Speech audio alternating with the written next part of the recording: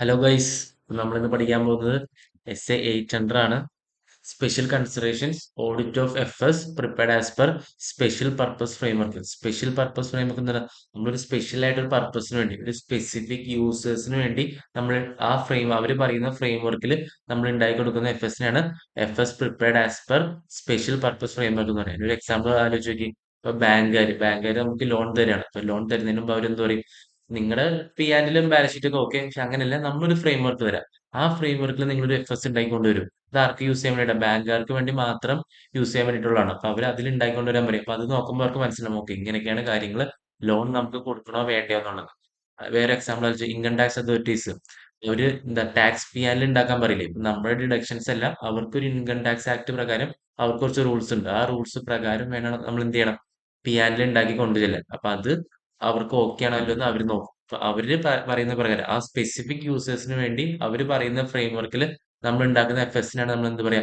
FS prepared as per special purpose framework. ഇതാണ് just ഒരു basics. നമുക്ക് ഉള്ളിലോട്ട് പോവാം. എന്താ നോക്കാം. ബേസിക്സ് നോക്കാം. SAS in 100 to 700 series apply to audit of FS. നമ്മൾ ഇതുവരെ 100 to 700 സീരീസിൽ കുറെ SAS നമ്മൾ പഠിച്ചു.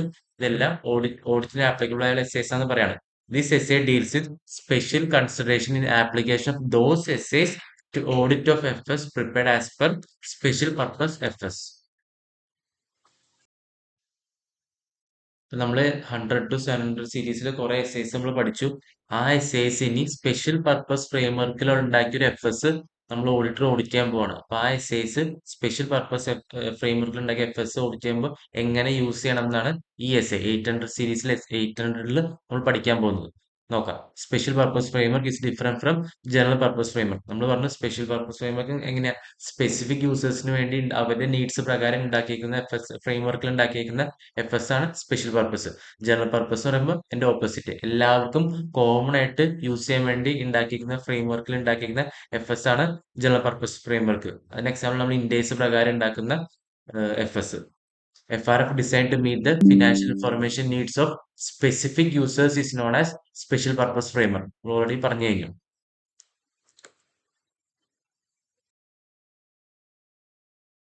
ഇനി അതിന്റെ എക്സാമ്പിൾസ് നമുക്ക് നോക്കാം. Examples of special purpose framework.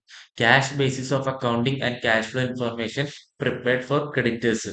Creditors നമ്മൾ പൈസ നമുക്ക് മേടിക്കാനുള്ളവര്, അവര് പറയാണ്, നമുക്ക് പൈസ തന്നവര് അവര് പറയാണ്, ഇപ്പൊ നമ്മുടെ ക്രെഡിറ്റ് വർത്തിനെസ് അറിയണമല്ലോ. നമ്മൾ P&L ചിലപ്പോൾ പ്രോഫിറ്റ് ഉണ്ടാവും, പക്ഷെ ക്യാഷ് ഫ്ലോ സ്റ്റേറ്റ്മെന്റ് എടുത്താലല്ലേ ആക്ച്വലി നമുക്ക് ക്യാഷ് ആയിട്ട് അവർക്ക് തിരിച്ചു കൊടുക്കാൻ ഉണ്ടോ ഇല്ലയോ നമുക്ക് അറിയാൻ പറ്റുള്ളൂ. അപ്പോൾ നമ്മൾ മെർക്കന്റൈൽ സിസ്റ്റം, അല്ലെങ്കിൽ ആ മെർക്കന്റൈൽ സിസ്റ്റത്തിലേക്ക് അല്ലെങ്കിൽ അക്രൂവൽ സിസ്റ്റത്തിലേക്ക് നമ്മൾ ബുക്സ് ഉണ്ടാക്കിക്കുക. അവർ പറയും, ക്രെഡിറ്റേഴ്സ് പറയും, അതുപോലെ നിങ്ങളുടെ കയ്യിൽ ആക്ച്വലി ക്യാഷ് ഉണ്ടോ എന്ന് അറിയാനായിട്ട് ക്യാഷ് ബേസിസിൽ അക്കൗണ്ട്സ് പ്രിപ്പയർ ചെയ്തുകൊണ്ട് വരാൻ പറയും. അപ്പൊ അത് നമുക്ക് ജനറൽ പർപ്പസിന് വേണ്ടി ഉപയോഗിക്കാൻ പറ്റില്ല. കാരണം നമ്മൾ ശരിക്കും അക്കൗണ്ട്സ് ഉണ്ടാക്കേണ്ടത് എങ്ങനെയാണ്? അക്രൂവൽ കൺസെപ്റ്റിലാണ് ഉണ്ടാക്കേണ്ടത്. ഇപ്പൊ ഈ കേസിൽ ക്യാഷ് ബേസിസ് ഉണ്ടാക്കുന്നു. സ്പെസിഫിക് യൂസേഴ്സ് ആരാണ്?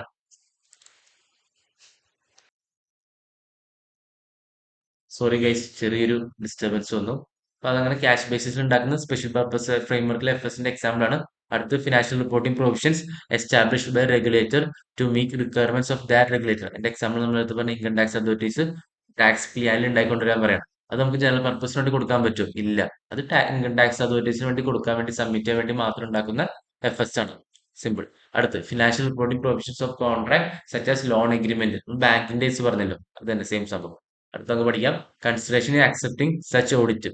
ഒരു സ്പെഷ്യൽ പർപ്പസ് FS ഉണ്ടാക്കിയിരിക്കുന്ന ഒരു ഫ്രെയിംവർക്കിൽ ഉണ്ടാക്കുന്ന FS ആയിട്ട് ഒരു ക്ലയന്റ് നമുക്ക് വരണം. നമ്മൾ ഓഡിറ്റർ ആണ്. അപ്പൊ അത് അക്സെപ്റ്റ് ചെയ്യണോ വേണ്ടോ എന്ന് ശ്രദ്ധിക്കാനായിട്ട് നമ്മൾ എന്തൊക്കെ കൺസിഡർ ചെയ്യണമെന്ന് പറയണം. എന്തൊക്കെ കൺസിഡർ ചെയ്യണം? SA 210 request. 210 എന്താ? Accepting agree in the terms of audit engagement. അടുത്ത പോവാം.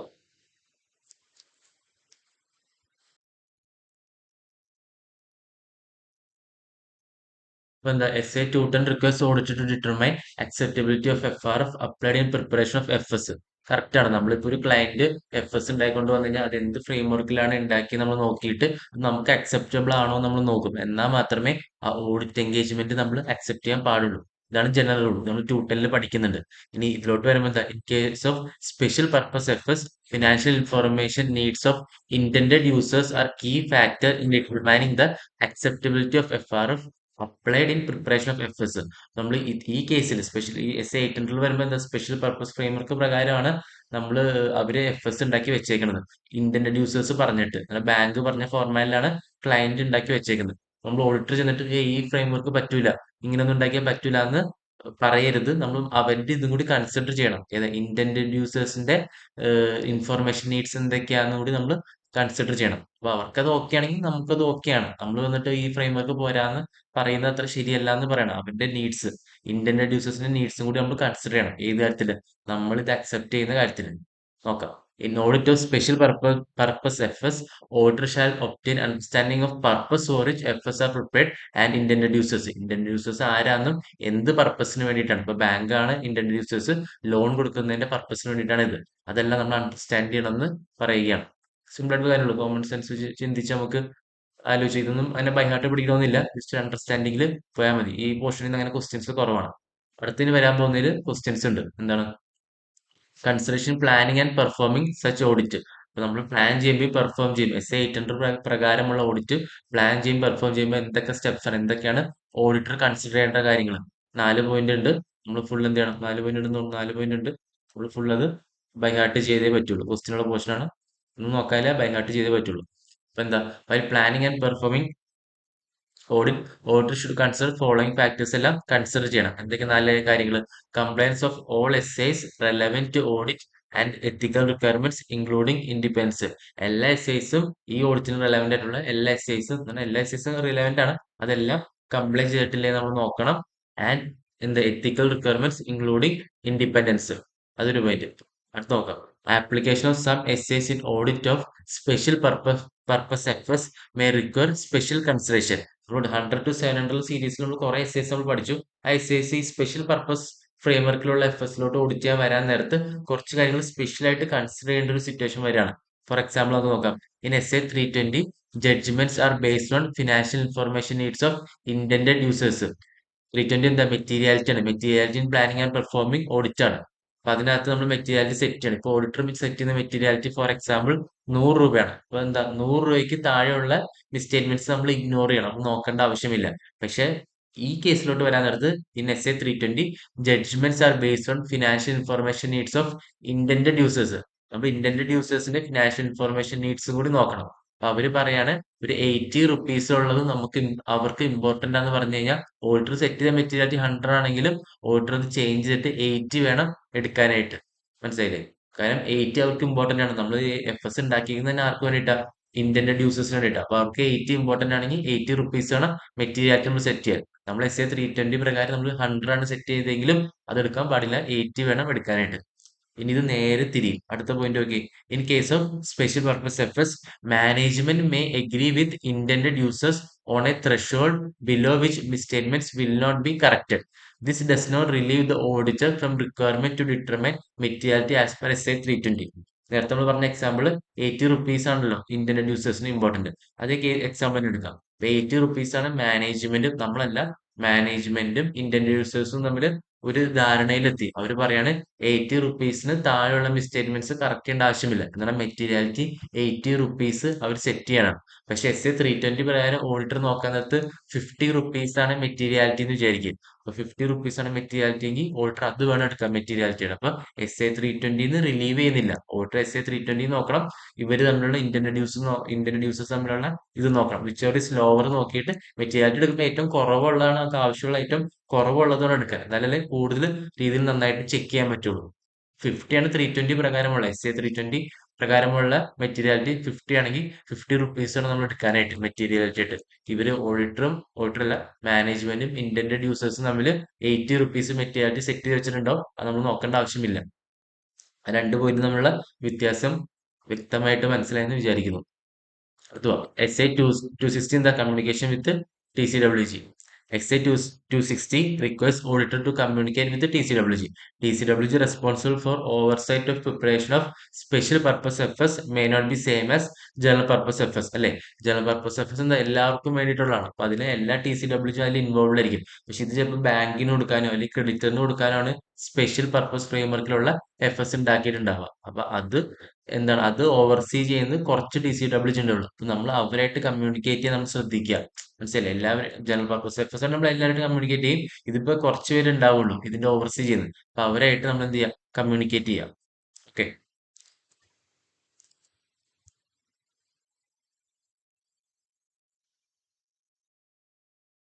Foaming and opinion and reporting consideration in such audit. Special purpose 800 പ്രകാരമുള്ള സ്പെഷ്യൽ പർപ്പസ് ഫ്രെയിംവർക്കിൽ ഉണ്ടാക്കിയ എഫേഴ്സ് നമ്മൾ ഒപ്പീനിയൻ പറയാൻ പോകണം. അപ്പൊ എങ്ങനെ നോക്കണ്ടേ? Forming and opinion and reporting on special purpose affairs audit shall apply requirements S 700 തന്നെ സാധാരണ തന്നെ നോക്കിയാൽ മതി. 700 എന്ന forming and opinion reporting on financial statements. എസ്സേയുടെ പേരെല്ലാം ബൈ ഹാർട്ട് പഠിക്കണം കേട്ടോ. എസ്സേയുടെ പേര് പഠിക്കണം, പിന്നെന്താ ക്ലോസസ് എല്ലാം പഠിക്കണം, ക്യാരോടെ ക്ലോസസ് ഇതെല്ലാം ബൈ ഹാർട്ട് പഠിച്ചേ പറ്റുള്ളൂ. ഓക്കെ. പിന്നെ SDGST ഉള്ള ചാപ്റ്റർ ഉണ്ട്, അതിനകത്ത് കുറച്ച് പ്രിൻസിപ്പിൾസ് വരുന്നുണ്ട്, കുറെ കാര്യങ്ങൾ നമുക്ക് ബൈ ഹാർട്ട് പഠിക്കാനുണ്ട്. ഓക്കെ, മുന്നോട്ട് പോവാം. SA 700 requires auditor to evaluate whether FS adequately describe applicable FRF. FRF പറയുന്നുണ്ടോ, FS പറയുന്നുണ്ടോ, എന്ത് FRF നേരത്തെ പറഞ്ഞല്ലോ, നമ്മുടെ ഇന്ത്യൻ അഡ്യൂസേഴ്സ് ആണ് നമുക്ക് ഫ്രെയിം വർക്ക് തരിക. അത് എന്താണ് ഡിസ്ക്ലോസ് അഡിക്വലി ഡിസ്ക്രൈബും ഡിസ്ക്ലോസും ചെയ്യുന്നുണ്ടോ എന്ന് ഓഡിറ്റർ നോക്കണം, ഇവാലുവേറ്റ് ചെയ്യണം എന്ന് പറയുകയാണ്. Auditors report shall also describe purpose for which FS are prepared and intended users ഒക്കെ പറയണമെന്ന് പറയുകയാണ്. മുന്നോട്ട് പോവാം.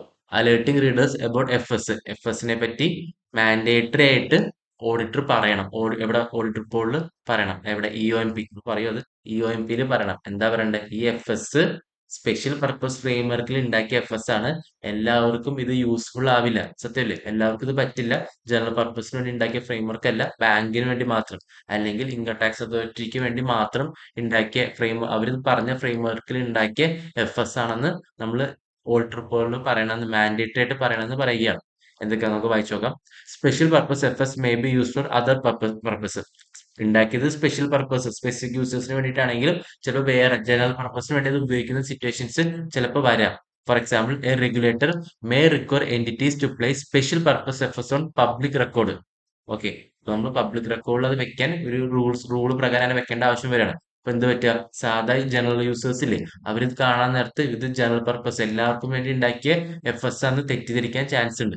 അതുകൊണ്ട് എന്ത് ചെയ്യണം? To avoid misunderstandings the auditor shall alert users of auditor's report that FS ഉണ്ടാക്കിയിരിക്കുന്നത് are prepared as per special purpose framework and may not be suitable for another purpose in emphasis of matter paragraph വേണം ഇത് പറയാനായിട്ട്. Okay, നമുക്ക് മുന്നോട്ട് പോവാം.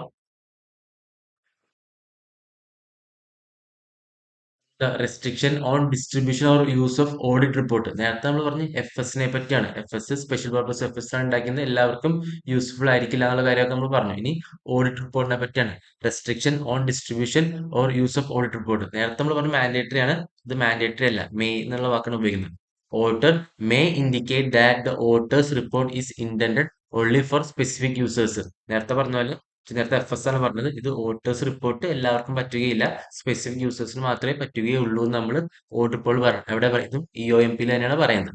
This may be achieved by restricting the distribution or use of auditor's report. നമ്മൾ restrict ആണ്, എല്ലാവർക്കും distribute ചെയ്യുന്നതിന് അല്ലെങ്കിൽ യൂസ് ചെയ്യുന്നതിനോ ഓഡിറ്റർ എന്താണ് റെസ്ട്രിക്റ്റ് ചെയ്യുകയാണ്. In this case, the paragraph alerting the readers may be expanded to include these other matters and the heading modified accordingly എന്ന് വെച്ച് കഴിഞ്ഞാൽ എംഫസിസ് ഓഫ് മാറ്റർ EOMPയിലാണ് ഇത് പറയുന്നത്. അപ്പൊ സാധാ EOMPയുടെ ഹെഡിങ്ങിന്റെ പേരെന്തായിരിക്കും? EOMPയിൽ എന്താ പറയുന്നത്? ബേസിക്കലി EOMPയും OMP തമ്മിലുള്ള വ്യത്യാസം എന്താ? EOMP എന്ന് വെച്ച് കഴിഞ്ഞാൽ നമ്മുടെ ബുക്സിൽ ഓൾറെഡി ഉള്ള കാര്യങ്ങൾ രണ്ടും, EOMPയും OMP രണ്ടും യൂസേഴ്സിന്റെ അണ്ടർസ്റ്റാൻഡിങ് കൂട്ടുന്ന കാര്യങ്ങളാണ്. അതായത് EOMP ബുക്സിൽ ഓൾറെഡി ഉള്ള കാര്യങ്ങളും OMP ബുക്സിൽ ഇല്ലാത്ത പുറത്തുള്ള കാര്യങ്ങളും ഇത് കാര്യങ്ങളാണ് പറയുന്നത്. ഇത് രണ്ടും യൂസേഴ്സിന്റെ അണ്ടർസ്റ്റാൻഡിങ് കൂട്ടാൻ വേണ്ടി പറയുന്ന കാര്യങ്ങളാണ്. EOMP എന്ന് പറഞ്ഞാൽ ബുക്സിലുള്ള കാര്യങ്ങൾ. ഇത് സ്പെഷ്യൽ പർപ്പസ് ഫ്രെയിംവർക്കിൽ ഉണ്ടാക്കിയ FS എന്നൊക്കെ പറയുന്നത് ഓൾറെഡി ബുക്സിനെ പറ്റി തന്നെയാണല്ലോ. അപ്പൊ അത് EOMPയിലാണ് വരിക. OMPയുടെ എക്സാമ്പിൾ ആണ് ഇപ്പൊ ആരാണ് ഓഡിറ്റ് ചെയ്തത്, ഇത് ബ്രാഞ്ച് ആരാണ് ഓഡിറ്റ് ചെയ്തത്, ഇതൊന്നും ബുക്സിൽ ഇല്ലാത്ത പുറത്തുള്ള കാര്യങ്ങളല്ലേ. ഇതൊക്കെയാണ് OMPയിൽ വരിക.